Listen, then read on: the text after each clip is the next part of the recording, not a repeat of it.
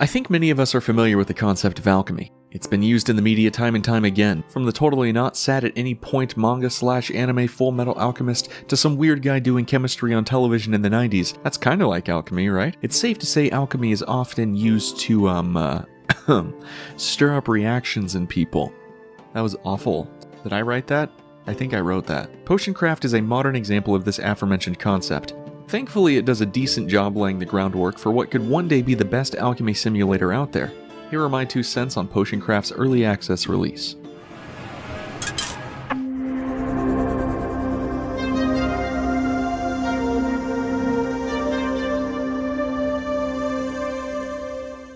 Your time at Potion Craft opens with a short tutorial outlining the day-to-day tasks of the local potion brewer.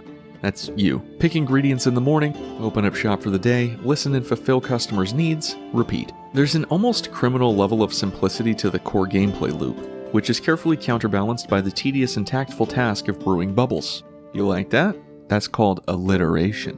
When a customer comes to you with an order, you're given all the time in the world to fulfill it. So it's off to the brewing board, not sure if that's what it's called, but that's what I'm calling it, a massive map of various potion effects eagerly waiting to be brewed. The actual art of creating potions is, as with most other things in potion craft, amazingly simple to get the hang of. Your goal here is to guide your potion icon to your desired effects icon on the board. Depending on which ingredients you throw into the cauldron, your potion could end up going one of many ways. Once you reach a spot you're satisfied with, you pick a bottle for the concoction and finalize the brew. It's a surprisingly basic system that looks more complicated than it really is. Which leads me to my biggest gripe with the current state of the game. That being, once you've crafted a few potions, you've kinda crafted them all, meaning that the flow of potion crafting hardly changes throughout the game. Sure, more specific effects are required for customer requests later in potion craft, but they hardly mix up the core gameplay beyond adding artificial length to the whole thing.